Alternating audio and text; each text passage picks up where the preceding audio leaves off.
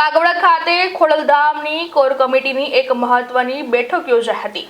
આ મીટિંગમાં લેવાયેલા ઐતિહાસિક નિર્ણય મુજબ હવે ગુજરાતના સુરત શહેર અને વિદેશમાં લંડન ખાતે ખોડલધામ મંદિર સંકલનનું નિર્માણ કરવામાં આવશે। આ નિર્ણયથી પાટીદાર સમાજ સહિત મા ખોડલના અસંખ્ય ભક્તોમાં ખુશીની લહેર વ્યાપી ગઈ છે। નરેશ પટેલે જણાવ્યું હતું કે લંડનમાં વસતા ગુજરાતી ભક્તોની લાંબા સમયની માંગણીને ધ્યાને રાખીને ત્યાં મંદિર બનાવવાનું આયોજન કરાયું છે। આ સાથે જ સુરતમાં પણ ભવ્ય મંદિર અને સંકુલ બનશે, જે સામાજિક અને શૈક્ષણિક પ્રવૃત્તિઓનું કેન્દ્ર પણ બની રહેશે। ટ્રસ્ટ દ્વારા માત્ર સુરત અને લંડન જ નહીં, પરંતુ આગામી સમયમાં અમદાવાદ ખાતે પણ ખોડલધામ મંદિર બનાવવાનું આયોજન હાથ ધરવામાં આવ્યું છે। આ બંને પ્રોજેક્ટ સુરત અને લંડન માટે નિર્માણ કાર્ય ટૂંક જ સમયમાં શરૂ કરી દેવામાં આવશે।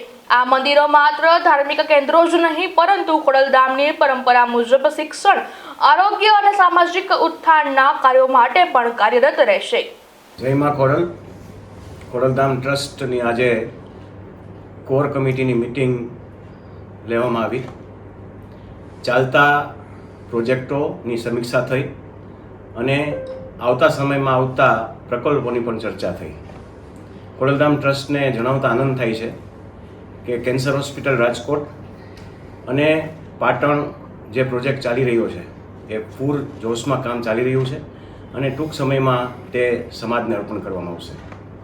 સાથે સાથે આવતા સમયમાં જે ખોડલધામના પ્રકલ્પો છે, જેમ કે મધ્ય ગુજરાત એટલે અમદાવાદ નજીક એક પ્રોજેક્ટ મૂકવામાં આવશે। સાથે સાથે દક્ષિણ ગુજરાત સુરત નજીક પણ ટૂંક સમયમાં એક ખૂબ મોટો પ્રોજેક્ટ મંદિર સાથે મૂકવામાં આવશે અને સ્ટેચ્યુ ઓફ યુનિટીમાં ટૂંક સમયમાં ત્યાં ભવનનું નિર્માણ કરવામાં આવશે।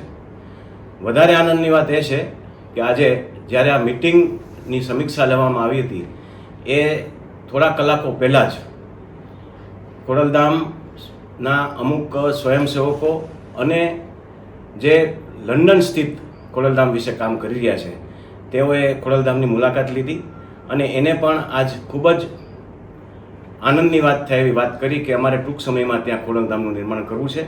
ત્યાંનું પણ જે કામ ચાલુ કરવાનું છે તે ટૂંક સમયમાં ચાલુ કરવામાં આવશે।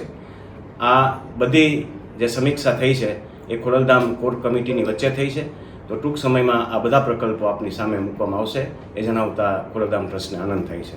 આપ સૌને જય મા ખોડલ।